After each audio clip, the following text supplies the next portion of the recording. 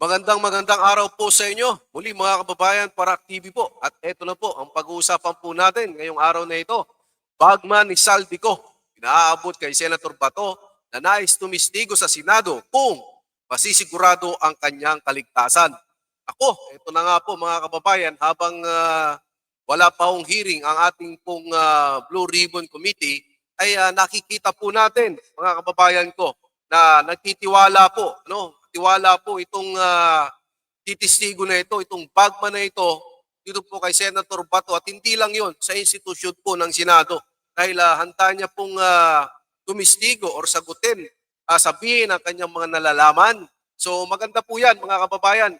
Isa na naman pong accomplishment po ito para po sa ating Senado kung ito po ay patutuloy. At sa ngayon nga po, napapabalita po natin na ito pong si Senator Erwin Tulfo ang hahawak po ng Blue Ribbon Committee. No? Pero kung ako po ang tatanungin nyo ay mas mabuti na si Senator Rodante Marcoleta ang pahawakin natin ng Blue Ribbon Committee. Pero ulitin nga lang po natin yan na magagawa lang po yan kung magkakaroon po ng pagpapalit ng liderato sa Senado. At ito na po, hindi na po natin papatagalin mga kababayan. Kaya po, napakalinaw po. Ano? Maganda po itong tinutumbok po. Kung sakaling nga po na may susunod pa na Blue Ribbon hearing, nako, ang problema ho dito mga kababayan, baka mamaya ay harangin.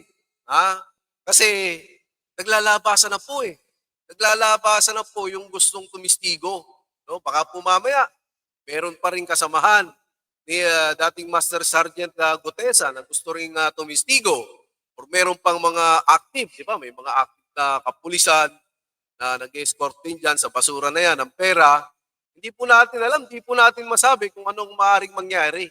At ito nga ho siguro yung kinakatakutan na baka mamaya sa pagbubukas ng Blue Ribbon, mabulaga na naman sila. Di ba? Wag naman sana na ibigay na lang nila sa ICI kasi kung sa ICI kasi mga kababayan, hindi po natin nakikita kung ano po yung tinutumpok. Wala pong live stream eh.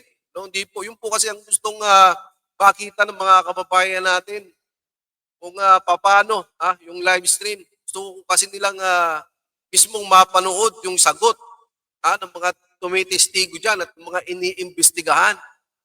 Oh, ganyan po ka-agresibo ang mga kababayan natin para po talaga malaman kung sino ang sangkot sa korupsyon.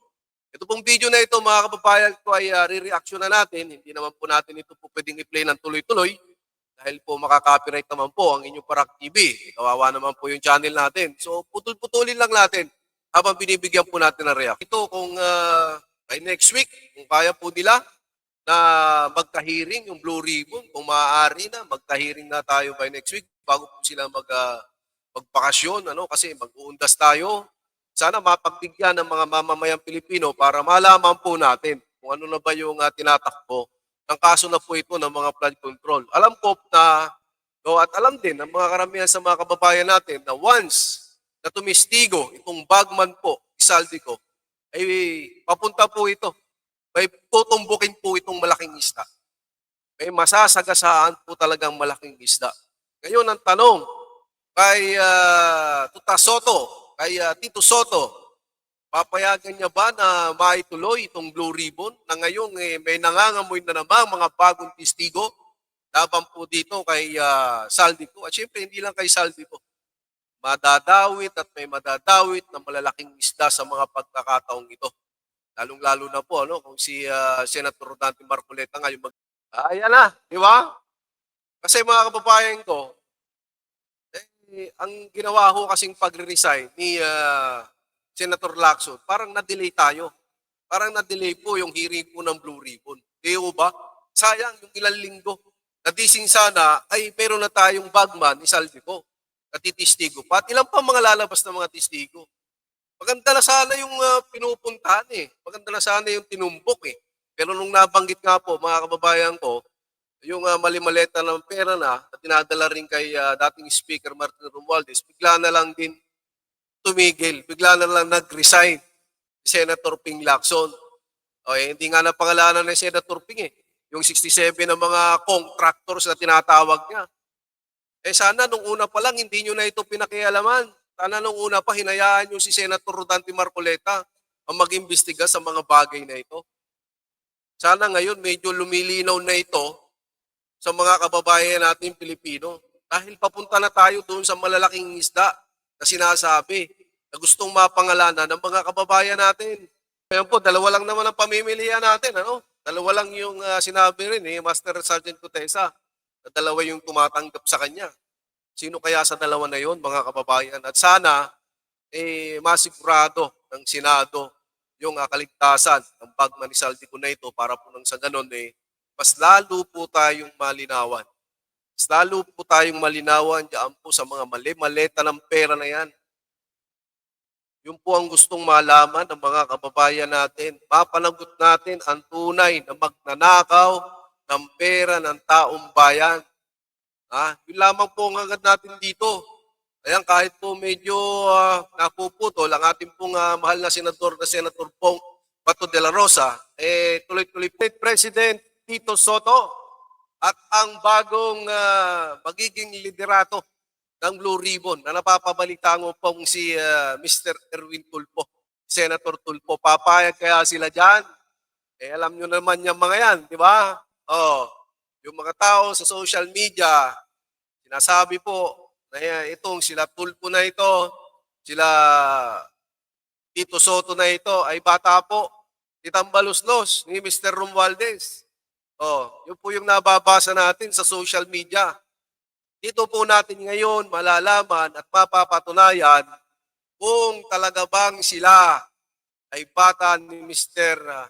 Romualdez or yung kanilang katapatan ay nasa mga mamamayang Pilipino na bibigyan nila ng solusyon ang issue na ito. Dito po ng flood control. Ano po sa tingin nyo mga kababayan? Ayan, ang tanong dyan, sino kaya sa dalawa na yan? Diba? Nasa hearing din po yan, manuntit, kahit po yung si Engineer Alcantara, nabanggit din niya yan pang dalawa na yan. Tama po dito si Senator Bato, sana nga, tumistigo sila. Para nang sa ganun, maging malinaw lang kung tama ba yung sinasabi.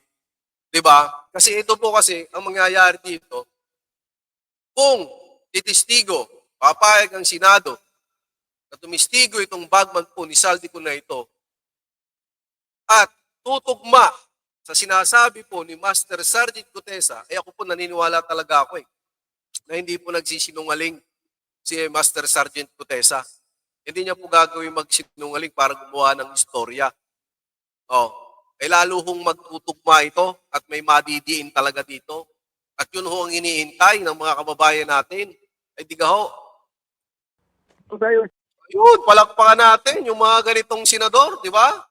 Palakpakan natin yung makikisig ng mga senador na kahit na hindi muna magbakasyon, matapos lamang ang issue na ito sa flood control para at least makagkaroon sila ng hearing, matuloy-tuloy ang hearing sa Blue Ribbon. Nga naman sabihin para malinawan sa mga malinawan ang mga Pilipino. O kung ano na ba yung tinatakbo ng investigasyon. Napahanga mo ko dyan, Senator Bato. Talagang karapat-dapat ka dyan sa posisyon. Tingin ko po dito, mga kababayan, dyan sa gusto tumistigo ng Bagman, ni Saldico, nakukonsensya. Talagang hindi niya siguro kaya ng konsensya niya.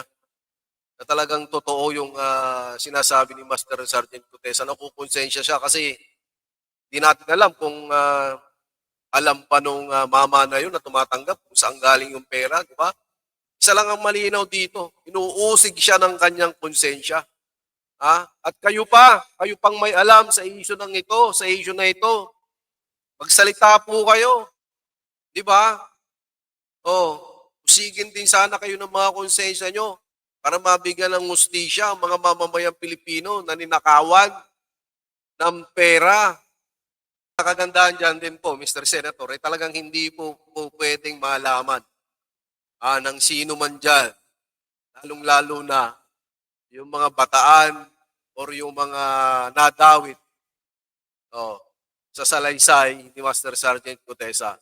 Hindi nila pwedeng malaman kasi baka mamaya kung anong gawin nila, di ba? Mawalan tayo ng testigo. So, ayan po mga kababayan, isang maganda pong development po ito na nangyayari dyan sa ating flood control na yan. Habang yung ICI, ano na kaya ang balita, di ba? Nasanggan sana kaya yung investigasyon nila. Pero sabi nga po, bitin ng mga mamamayang Pilipino.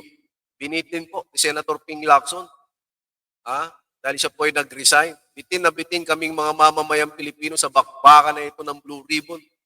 Dahil ito po ay online napapanood, nakikita ng mga kababayan nating mga Pilipino ang reaksyon po ng mga iniimbestigahan dito. At hindi lang yan, kung paano magtanong ang ating mga senador, dito rin natin nakikita, dito rin natin napalabas ang galing po ng ating mga senador, lalong-lalo na po Senator Rodante Marcoleta, na sabihin na nating nag-top 1 sa hearing na ito ng Blue Ribbon. Hindi naman po ito sa pagiging top 1, pupurihin natin si Senator Marcoleta. Alam ko po, ginagawa niya lamang po ang kanyang trabaho para po sa bayan natin. No? At alam nyo na ngayon, sa pagpili po ng mga senador, di ba? Alam nyo na ngayon yung qualification. Sana marami tayong natutunan sa mga hearing na ito at sa mga darating pa. So ayan po, muli, Bagman ni Saldico pinapabot kay Senator Bato na nais tumistigo sa Senado kung masisigurado ang kanyang kaligtasan. So hanggang dito na lang muna tayo. Kita-kita po tayo sa mga susunod po nating video at live ngayong darating po na October 12. Ayan, titingnan po natin kung lalabas ba yung mga tao sa lansangan para sumigaw ng Marcos Resign. Muli, ako po si Barak TV. Magandang gabi. Mabuhay po ang Pilipinas. Mabuhay po ang lahing Kayumangge.